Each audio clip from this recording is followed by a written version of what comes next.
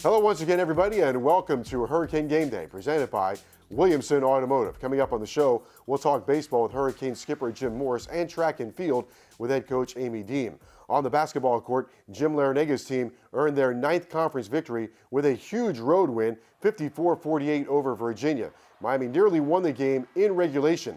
Davon Reed's shot that banked in was called off, missing it by a hair's breadth. But in overtime, freshman Bruce Brown hit a big three-pointer, giving Miami the lead, and the Canes held on for the key victory. In baseball, the Canes opened the season with a 3-game series against the Rutgers Scarlet Knights. Now let's take a look at the highlights, brought to you by UHealth Sports Medicine. We'll get you back in the game.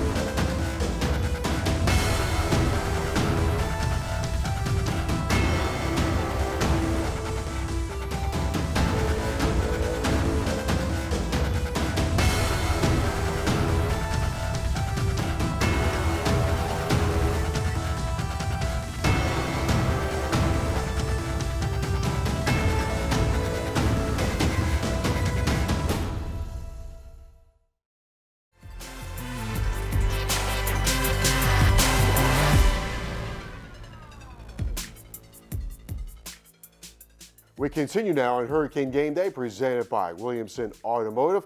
The calendar is flipped to February into baseball season. And joining us now, the skipper, University of Miami head coach Jim Morris. And Coach, great to see you, and the season is underway. Yeah, it's great. It's great. We've had great weather, and it's perfect time to play. It's the beginning of the season is always fun. It seemed like just the other day we're in Omaha, and you've had back-to-back trips to Omaha, but another season is here, and with another season, all kinds of things. It brings all kinds of different expectations. Well, there is. I mean, our expectation, we understand, is to go to Omaha because we've been so many times. The real deal is this club is very young. We've got some guys beat up right now, a couple of guys hurt, and so we're got players trying to learn new positions, and it's a work in progress right now, and we've got a lot of work to do to get to be as good as we want to be. You had opening weekend against Rutgers. Opening night's always special.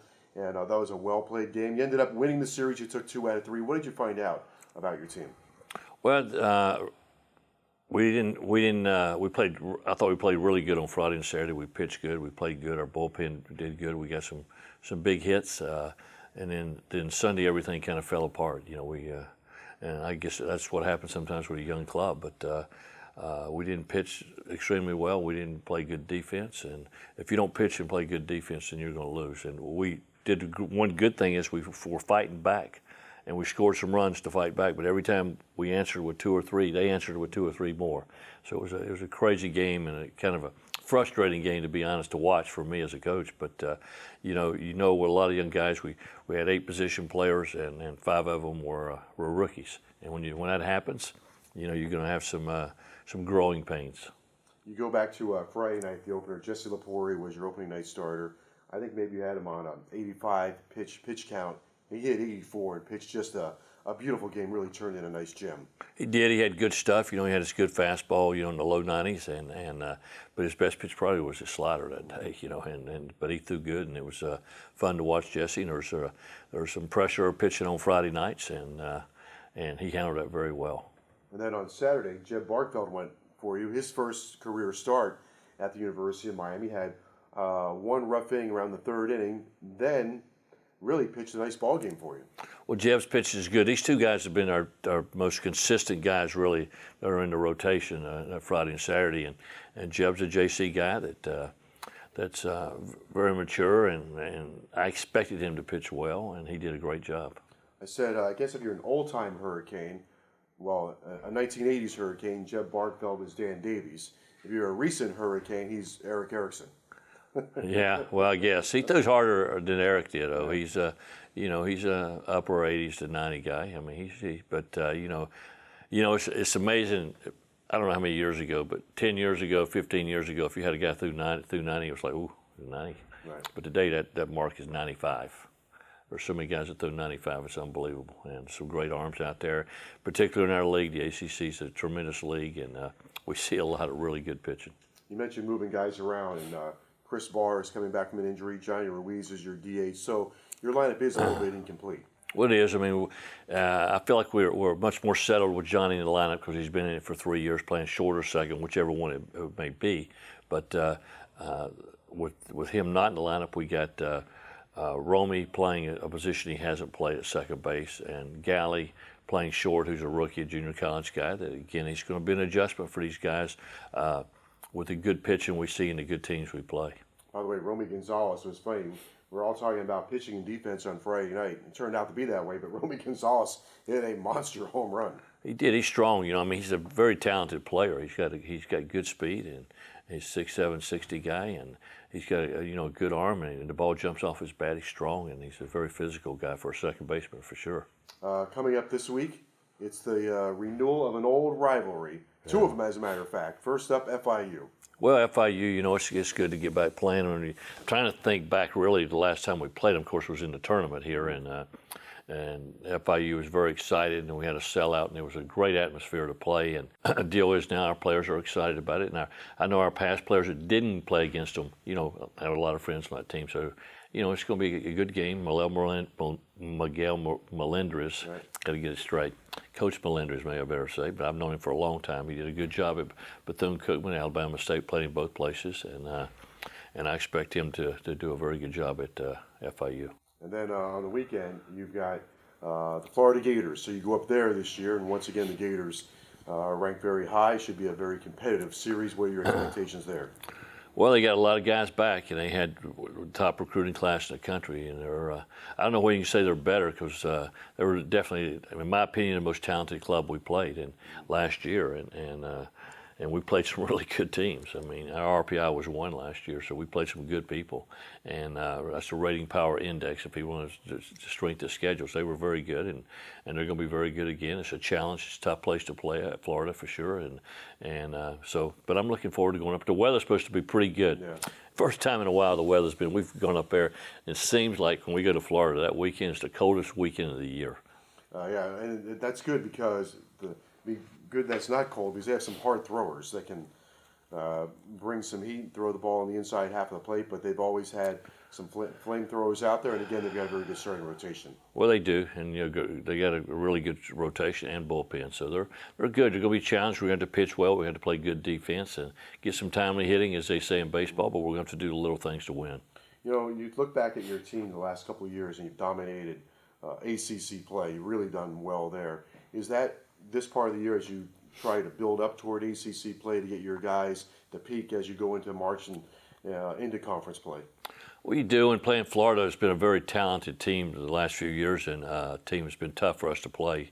The record justifies that statement, but it helps us get ready for the ACC. Sometimes playing inter-squad games, you don't answer questions like you'd see against outside competition, and they're good enough that they're going to challenge you in every phase of the game. Coach, thanks so much for joining us, and the best of luck. And we will continue on Hurricane Game Day. When we come back, we'll talk track and field with Hurricanes head coach Amy Deem right here on Hurricane Game Day.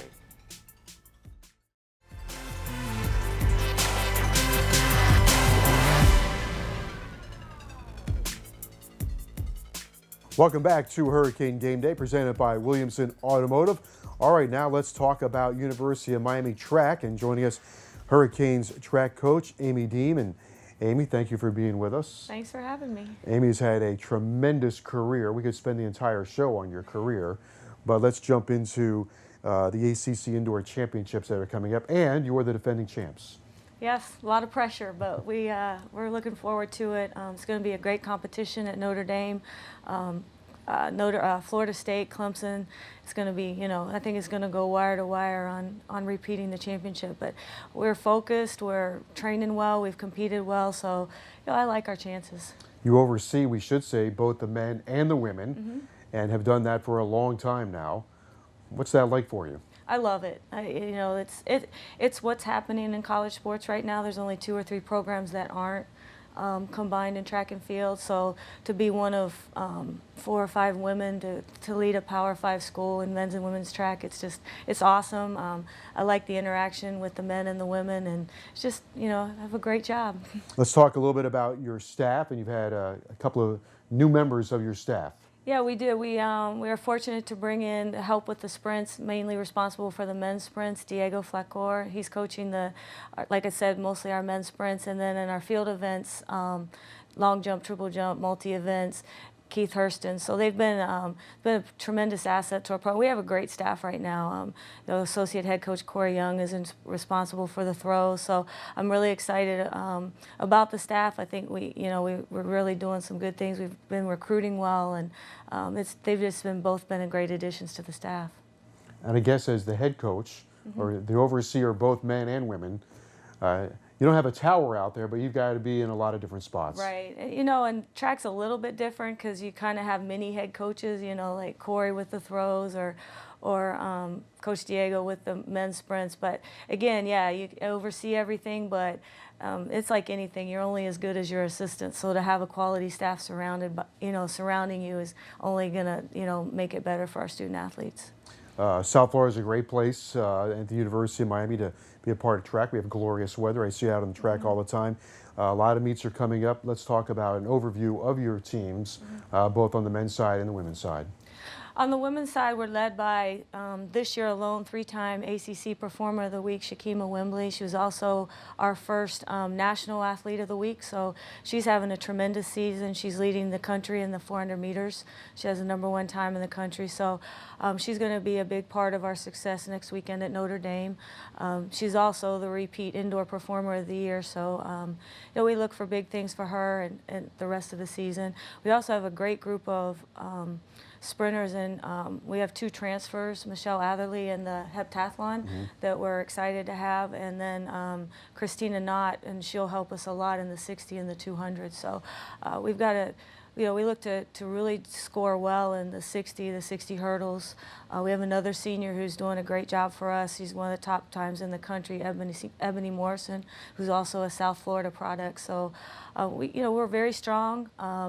We've got some good freshmen. We have a freshman high jumper, Erica, who's jumping well right now. So I think we have a very well-rounded team, and we just got to put it all together at the same time. Shakima Wembley has had a heck of a career for you, and looks like she has a great opportunity perhaps at the next Olympics, right? Yes, she does. I think one of her goals is to be an NCAA champion, but also it's a world championship year. So I think one of the goals is to make the U.S. team for the world championships, and that would be, a nice end to her senior season and start her, hopefully, a productive professional career. Of course, you have coached at the Olympics, so you've been around the Olympians, so no one better to guide athletes here at the University of Miami toward the Olympics, if they have that opportunity, than you. Yeah, we'll hope so. She's spoken to Lauren Williams, and we've had some people that have worked with her. So she's, like I said, she's matured a lot this year. She's very focused, and I look for her just to continue to have a great year, indoor and outdoor. A year ago, the men had a really fine ACC season, the best since joining the conference. What are the expectations this year? We have a really good team. We have a really good sprinter, Miles Valentine, who's a redshirt freshman who's really running well right now. We have Carlos Magnum, who's done a great job, made the NCAA meet in the weight throw. So those are 2. We have a freshman high jumper as well that we're looking for. So we should be strong in the sprints. Henry in the 400 meters. So we're getting there. We've got a little bit more depth, so I'm excited about how they're going to perform this weekend or next weekend. The ACC indoors, how on both sides, maybe talk a little bit about how difficult the competition is going to be. It's very difficult. Like I mentioned earlier, on the women's side, Clemson's a very strong team. Notre Dame has some very strong distance runners. They should do very well in the distance areas. And then Florida State, men and women, are always a challenge. They're always, somebody, it's our rival, but also somebody, that, you can't, you've got to take seriously, because they're always going to come ready to run and push you hard. So. We are headed for spring, so that gets us to the outdoor season. When we get to the outdoors, what will the expectations be? Well, we're excited because we have 3 home competitions, and we travel a lot indoors because there's not a lot of indoor track in the South. So, so we're excited to be home and compete in front of friends and form other athletes and things like that. So that's always good for us. We've got a very competitive schedule. We've got the Gators coming down, a meet spring break, which we hope a lot of people will come out and support because it is spring break, so campus is a little quiet. That 3rd week in March, and then we have a 10-12 team meet March 25th. All Division I schools, so that'll be an exciting meet. Like I said, the Gators are coming down, Kansas State, so that'll be a very good competition. And then we finish up in April with our alumni and encourage all our alumni to come back and support the team that weekend. We spend a lot of time on these shows talking about recruiting and why the University of Miami is such an attractive spot, whether it's women's basketball or men's basketball or football or baseball, and certainly track and field is right there as well. But it is. It's it's not. There's not a better place to train as far as day in and day out. I mean, it's 78 degrees today. The sun's out. It's a beautiful day. So it's a great place, as well as you can't get a better education. So I always tell people you have the best of both worlds. You've got the private school, great education, and then you've got one of the best athletic departments in the country. So what more can you ask for? All right, Amy. The very best of luck. Thank you. All right, that's University of Miami track coach Amy Deem, and we will continue right here on Hurricane Game Day right after this.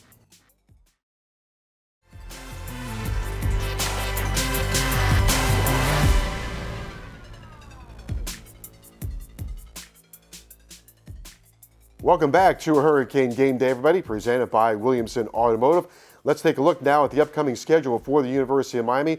The basketball teams will be playing their final home games of the year on Saturday. Miami takes on the Duke Blue Devils Senior Day, and the Hurricanes will be honoring Kamari Murphy and Davon Reed. And on Sunday, the women wrap up the home schedule with their senior day against Georgia Tech, a 1 o'clock tip-off. They'll be honoring 4 seniors, Adrian Motley, Jessica Thomas, Kiana Hayes, and Nigea Green. It is also Sebastian's birthday, 1 o'clock tip-off on Sunday for the women. In baseball, the Hurricanes return home and open March with a 3-game series against Dartmouth on Friday and Saturday, a 7 o'clock first pitch, and on Sunday against Dartmouth, that'll be a 12 o'clock first pitch. And then on Wednesday, March the 7th, FIU comes calling here to Alex Rodriguez Park at Markley Field with a 6 p.m. first pitch. Thanks so much for joining us. We appreciate Jim Morris and Amy Deem, and we'll talk to you next time right here on Hurricane Game Day, and go Canes!